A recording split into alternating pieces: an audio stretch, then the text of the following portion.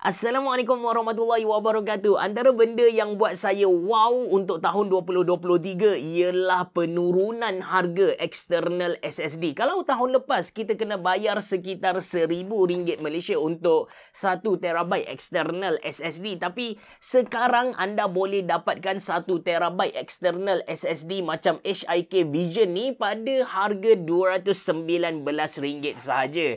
Seriously, dengan harga RM219 lebih baik anda beli eksternal SSD berbanding dengan eksternal hard disk yang ada dekat tangan saya. Even eksternal hard disk yang ada dekat tangan saya ni harga dia lagi mahal compare dengan HIK Vision 1 terabyte eksternal SSD. Dalam video kali ni saya akan buat sedikit comparison nak tunjuk kepada anda betapa lebih baik anda beli eksternal SSD berbanding dengan eksternal hard disk. Anda bersama saya Ashraf Jeffrey dalam channel YouTube Mona Lisa. Kalau anda belum tekan butang subscribe, pastikan anda tekan butang subscribe dan juga butang loceng yang ada dekat tepi dia. Jom!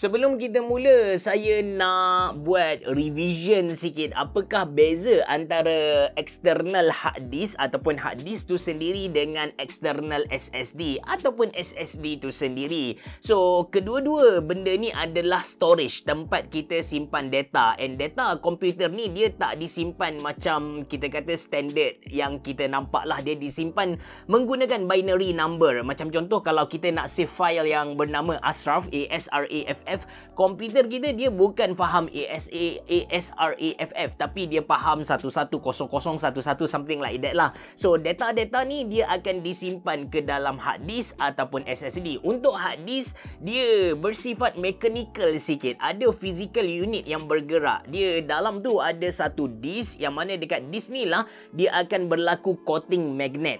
Coating magnet based on data yang kita nak simpan. So bila kita nak baca ataupun kita nak tulis dekat hard disk tu, apa yang berlaku, piring ataupun disk di dalam hard disk tu akan berpusing. Dia akan bergerak ke header, read write header untuk ditulis dekat situ lah. Jadi ada pergerakan, ada pusingan dan ada tenaga yang diperlukan untuk gerakkan disk tadi. Manakala untuk SSD dia sekadar satu chipset macam tu. Bila kita nak simpan data, data akan disimpan secara kekal ke dalam dia punya chipset. Paling senang kita nak faham benda ni, anda boleh analogikan. Kalau dulu anda pernah belajar kemahiran hidup ataupun sains, kita ada cikgu-cikgu ada bercerita tentang litar selari, litar selari dengan litar apa dah satu lagi tu saya pun lupa. Tapi anda bayangkan SSD ni dia berada di tengah-tengah litar. Nak tak nak elektrik akan mengalir, akan lalu dekat dia. So dia dapat baca data dengan sangat-sangat laju dan tak berlaku pergerakan mekanikal seperti mana hard disk tadi. Untuk hard disk tadi kan, sebenarnya dia punya piring tu berada beberapa nanometer di atas magnet. And magnet tu lah yang berlaku coating dan sebagainya. But kalau dia punya piring ni lari sikit dari dia punya paksi ataupun dia punya read write header tadi bergerak, tergerak sedikit dari tempat asal, automatically dia punya hard disk tadi akan rosak lah. That's why ada banyak gila case pelanggan yang datang dekat kedai komputer Mona Lisa kan, dia bagi tahu yang dia tak ada jatuh pun hard disk dia tu. Dia just letak dalam beg, pergi ke kuliah macam biasa, naik motor. Tapi bila sampai dekat kuliah nak buat presentation, data yang ada dalam hard disk tu korup, tak boleh guna. Even hard disk dia pun kadang-kadang tak detect terus. Bila kita cek-cek, kita tanya-tanya, rupa-rupanya sepanjang perjalanan dia nak pergi ke kuliah dia, ke kelas dia tu memang ada beberapa bumper. Dan benda tu yang menyebabkan dia punya hard disk rosak. Berlaku sedikit getaran.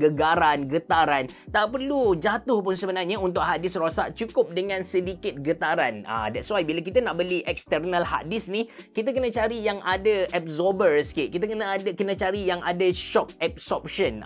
Dia macam contohlah, anda boleh beli Transcend. Transcend memang memang kita kata powerful gila. Mula-mula saya masuk Mona Lisa pada tahun 2013 macam tu kan. Ada customer dia beli 2TB external hard disk Transcend. Saya tak pasti kenapa dia mengamuk, sebab bukan customer saya tapi customer kawan saya dekat Mona Lisa juga. So customer tu dia mengamuk, dia ambil external hard disk yang dia beli 2TB, dia baling hard disk tu depan kami. Lepas tu dia caw lah. Bila dia caw, kami ambil dia punya external hard disk tadi, kami buka, data masih dapat dibaca dengan baik. That's why kalau anda tanya saya the best external SSD, personally saya akan recommend anda beli Transcend lah. Sebab apa? Sebab dia tahan lasak. Okey, balik pada cerita kita tadi, external SSD dia tak ada mechanical unit. Jadi anda tak perlu nak bimbang sangat dari segi getaran, gegaran. Dia takkan senang rosak seperti mana hard disk. Cuma anda kena tahulah possibility untuk rosak bila jatuh tu still ada. Personally, saya ada satu external hard disk, external SSD, dia jatuh dan rosak. That's why saya ambil langkah yang selamat. Saya bagi tahu kepada anda, possibility untuk rosak tu ada. Dia tak tinggi seperti mana hard disk, tapi possibility rosak tu ada. So itu perbezaan antara external hard disk dan juga external SSD. Main point kenapa anda kena beli external SSD sekarang ialah dia punya harga tu dah murah gila dan of course speed dia laju gila. Macam contoh HIK Vision yang saya tunjuk kepada anda, anda boleh tengoklah dia punya speed tu, dia boleh cecah sampai 300 MB per second untuk data sebesar 6 GB. Dia perlukan masa sekitar 30 saat. Manakala untuk file yang bersaiz sama, saya pindah ke external hard disk Seagate, dia punya transfer speed tu dalam 76.5 MB per second and dia perlukan 1 minit 30 saat. Secara kasar beza antara dua storage ni lebih kurang dalam 4 kali ganda. Dan kalau kita nisbahkan, kita katakan kita nak transfer file yang bersaiz 100 GB, Seagate perlukan lebih kurang 25 minit untuk siapkan kerja dia, manakala HIK Vision SSD ni dia perlukan dalam 6 minit sahaja. Satu perbezaan yang sangat-sangat ketara. Secara benchmark pula, saya guna Crystal Diskmark. Read speed untuk HIK Vision saya dapat sekitar 457 MB per second, manakala write speed saya dapat sekitar 426 MB per second. Untuk Seagate pula, dia punya read speed tu saya dapat sekitar 80 MB per second, write speed dia dalam 81 MB per second seperti yang anda dapat tonton sekarang. Tengok dia punya perbezaan tu sangat-sangat ketara. Untuk 2023 ni, speed SSD macam HIK Vision 560 MB per second ni actually kita kata rendah lah, sebab kita boleh cari banyak M.2 NVMe SSD lain yang dia boleh bagi kepada kita speed sampai 3000 MB per second. Yang paling laju saya pernah guna ialah XPG Gummix S70 Blade. Dia punya NVMe SSD tu PCIe 4. Saya test dia punya speed boleh cecah sampai 7800 MB per second. Laju gila bosku. Basically kenapa kita nak laju-laju ni? Kita nak loading yang laju, macam kita simpan game ke dalam kita punya SSD ataupun kita simpan installer dekat SSD. So ketiga tu lah perlunya satu SSD yang laju. Ataupun maybe kalau anda ni jenis creator, anda nak edit video, sesetengah creator saya tahu yang mereka guna MacBook. So bila mereka guna MacBook, dia punya storage tu tak besar sangat. So mereka letak semua gambar-gambar video ke dalam external SSD dan mereka edit guna external SSD. Dengan cara tu mereka dapat playback yang laju, rendering yang laju. Kalau dia guna external hard disk memang menangis bosku. Lagi-lagi kalau publish video sehari satu video macam channel YouTube Mona Lisa ni. So external SSD ataupun SSD tu sendiri, anda kena tahu bila kita nak beli, dekat dia punya kotak tu dia tulis up to 560 MB per second. Bukan bermaksud yang dia boleh dia punya speed tu akan cecah 560 MB per second. No, dia mungkin rendah sikit dari yang tu. Macam HIK Vision ni, kalau anda tengok benchmark tadi kita dapat 400 lebih sahaja. Bila kita guna dia dengan transfer speed tu kita dapat 300 something sahaja. Sebab memang itu perangai perangai SSD. That's why dia tulis up to. And kita kena tahu juga, bila kita nak guna external SSD ataupun external hard disk ni, ada dua lagi faktor yang main peranan besar untuk bagi speed transfer yang laju kepada kita. Yang pertama, kabel yang kita guna tu, kabel jenis apa? USB-A 3.0 ke?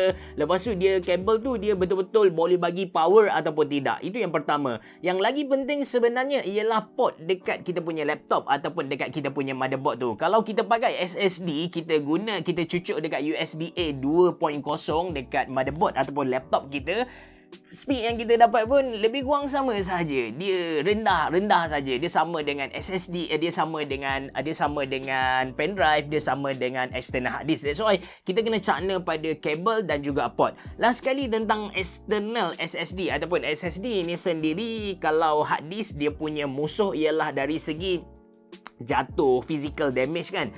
Tapi untuk SSD ni, dia punya musuh tu ialah haba. SSD perangai dia sangat-sangat sensitif dengan haba. Kalau suhu dia lebih dari 70 darjah, possibility untuk rosak tu tinggi. That's why kita kena cari SSD yang dia ada cooling system yang bagus. Basically, cooling system untuk SSD ni dia tak rumit. Dia tak adalah pakai liquid cooler dan sebagainya. Tapi dia ada heatsink untuk bebaskan haba secepat mungkin lah. Kalau bawah 70 tu, insya-Allah tak ada masalah lagi. Lebih dari 70 darjah, based on pengalaman saya, memang possibility untuk rosak tu tinggi lah. Apa pun saya dengan harga sekarang RM219 untuk external hard disk, external SSD, RM219 untuk external hard disk, saya sangat-sangat recommend anda beli external hard disk, external SSD lah. Yang pertama, sebab dia punya speed laju gila. Yang kedua, dia lagi tahan lasak kalau nak dibandingkan dengan external hard disk. Itu saja dari saya. Kalau anda berminat untuk beli SSD